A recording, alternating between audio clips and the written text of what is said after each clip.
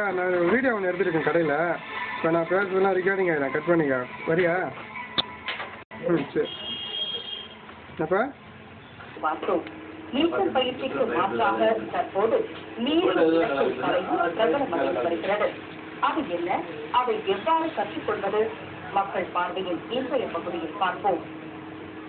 நீரில் மூழ்கி உயிரிழக்கும் மாணவர்களின் பட்டியல் நீண்டு கொண்டே செல்கிறது. நீச்சல் குறித்த விழிப்புணர்வு இல்லாததால் இத்தகைய சோக சம்பவங்கள் அரங்கேறுகின்றன. நீச்சலுக்கு மாற்றாக நீரில் மிதக்கும் கலை ஒன்று அறிமுகமாகி இருக்கிறது.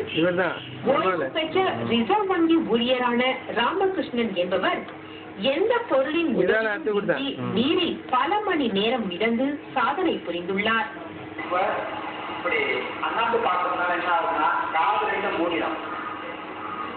உடனே வயிற்றில் உள்ள காற்று வெளியேறாம சக்கையா கையை எடுத்துட்டா பேலன்ஸ் போய் காது கீழே இறங்கணும். கையை தூக்குனா அப்படியே தரப்புல உள்ள இடம் கூட அப்படியே இருக்கும்.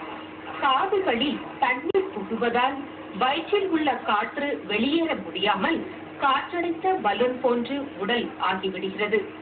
இதனால் நீரின் மேல் நோக்கு அழுத்தம் காரணமாக உடல் மிதக்கும் தன்மையை அடைகிறது. இந்த கலையை 3 அடி ஆழ கிணற்றில் ஒரு சில நிமிடங்களில் கற்றுக்கொள்ள முடியும் என்கிறார் மிதக்கும் கலை நிபுணர் ராமகிருஷ்ணன். மூச்சை அடக்கும் என்ற ஒரு பயிற்சி தேவையே இல்லை. சாதாரணமாகவே இருந்து கொண்டு பேசலாம், பாடலாம், எந்த செயலும் செய்யலாம். சாதாரண நிலையில் இருந்தபடியே கையின் காலை நீட்டிக்கொண்டு நல்லாசப்படுத்திக் கொண்டு வாயிலே படுப்பது போல, பெட்டிலே படுப்பது போல படுத்து கிடக்க வேண்டும்.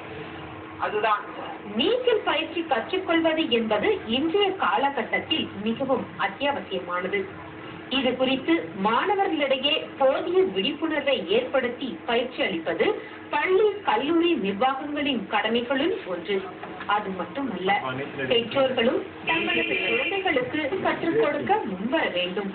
அப்போதுதான் நீரில் மூழ்கி மாணவர்கள் உயிரிழக்கும் சம்பவங்களுக்கு முற்றுப்புள்ளி வைக்க முடியும்.